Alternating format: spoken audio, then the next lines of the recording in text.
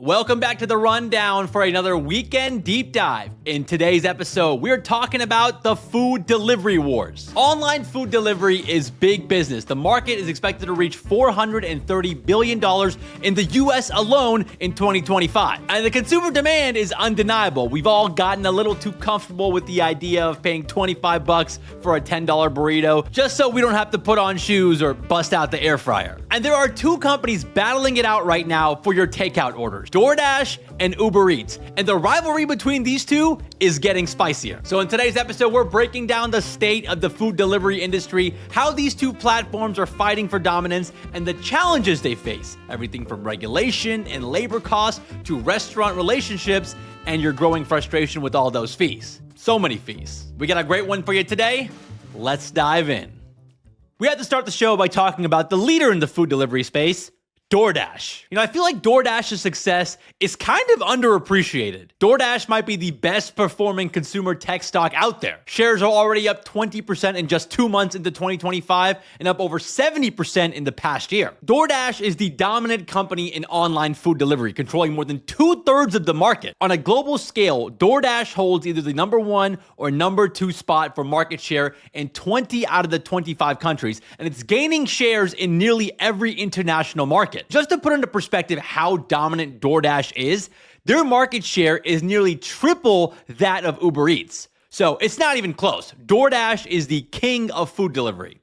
At least for now. We're going to dig into the competitive threat from Uber in just a bit. But despite the competitive threat from Uber, DoorDash keeps growing. Monthly active users hit 42 million in December of 2024. That's up 5 million from a year earlier. And their Dash Pass membership program is also hitting record highs with 22 million members. That's up from 18 million a year ago. And looking at DoorDash's financials, they're also getting stronger. DoorDash just reported its second ever quarterly profit since going public in 2020, and they posted better than expected growth for the current quarter. The total order value on the app jumped 21%, and the company's revenue, which is a cut it takes from the total order value, jumped by 25%. Both those metrics topped Wall Street estimates. And one big growth driver for DoorDash has been grocery delivery. DoorDash first started delivering groceries back in 2020, but they added thousands of grocery stores to its platform in 2024 to its US marketplace, and the grocery vertical has been a huge part of their growth strategy moving forward. DoorDash reported a 42% increase in users ordering from more than one vertical, so that means that people are ordering more than just food through DoorDash. Investors are watching the growth of these verticals like grocery closely. In fact, some analysts say that DoorDash is just barely scratching the surface. Mark Mahaney from Evercore ISI estimates that DoorDash's services currently reach about 800 million people, but that's still less than 10% of the global population. So things are looking good for DoorDash right now,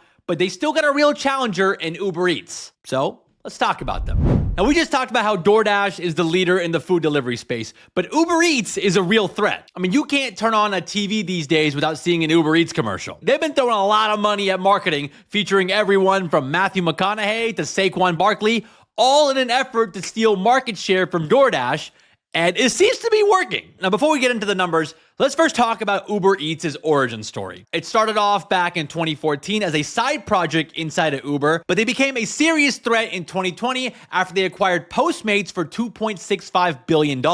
These days, Uber Eats controls about 25% of the market, far behind DoorDash, but still the second biggest player. And this rivalry between the two is starting to get personal. Last week, Uber sued DoorDash, accusing them of anti-competitive practices that drive up costs for customers and restaurants. Uber claims that DoorDash is locking restaurants into exclusive deals, and they threaten these restaurants with higher commission rates or lower visibility on their app if they do a deal with Uber as well. DoorDash has fired back, saying the lawsuit has no merit. But regardless of how this plays out, it's clear that the tensions between these two is starting to heat up. And Uber is really counting on the growth of Uber Eats. In fact, Uber Eats has become crucial to Uber's overall business. Their delivery segment, which mostly is Uber Eats, pulled in $20 billion in gross bookings in Q4 of 2024. That's 46% of Uber's total bookings, which means that the food delivery business is catching up to the core ride-sharing business. And one thing that's really helping Uber Eats has been Uber One. Uber One is their membership program designed to keep users loyal.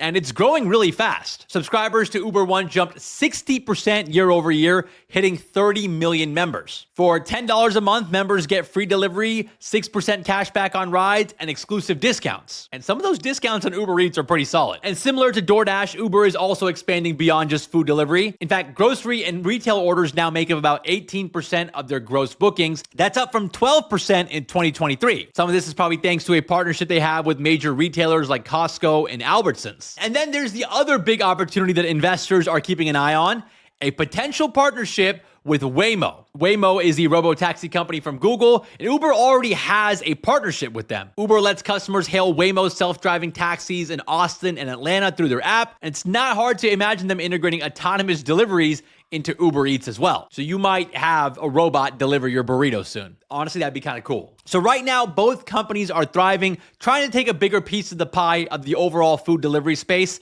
but both of them also have some serious challenges ahead. So let's talk about it. All right, so we've talked about all the good stuff, but now we need to talk about the challenges that these online food delivery platforms like Uber and DoorDash are facing. It ranges from regulation, labor supply issues, rising prices, and fee fatigue from consumers and restaurant partners. Let's start with the labor challenges first. Both DoorDash and Uber rely on gig workers to pick up, drive, and deliver your food.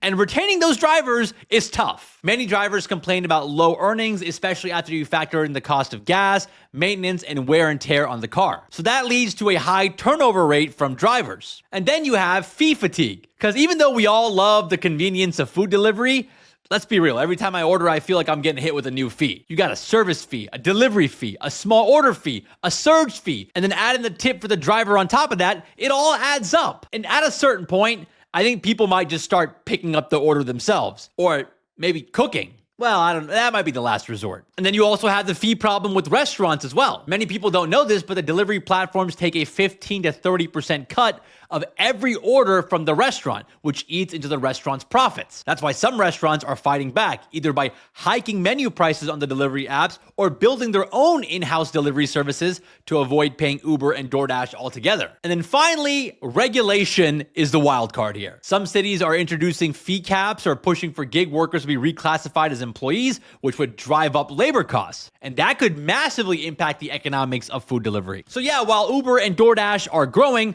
they're still walking a fine line right now between keeping customers, drivers, restaurants, and regulators happy. It's a tough balancing act, but with billions of dollars in market share up for grabs, the stakes couldn't be higher. So there you have it, a breakdown of the food delivery rivalry between DoorDash and Uber Eats. And DoorDash is clearly on top, but Uber Eats is not going to go down quietly. Ultimately, I don't think this will be a winner-take-all situation. I think both will end up carving out a piece of the pie. But there's still a lot of challenges for both companies that could shake up the industry in the years ahead. At least for Uber, they have their ride-sharing business to fall back on. DoorDash, on the other hand, they need to make this work. Well, all right, guys, that's it for today's deep dive. If you guys enjoyed today's show, be sure to hit us with a 5-star rating on Apple or Spotify. And if you want to watch the video version of this episode, you can on YouTube or Spotify. The video will include interesting graphics and charts that you might find useful. Thank you guys again for listening. Shout out to Mike and the incredible team at Public for all the work behind the scenes. We'll see you guys back here on Monday.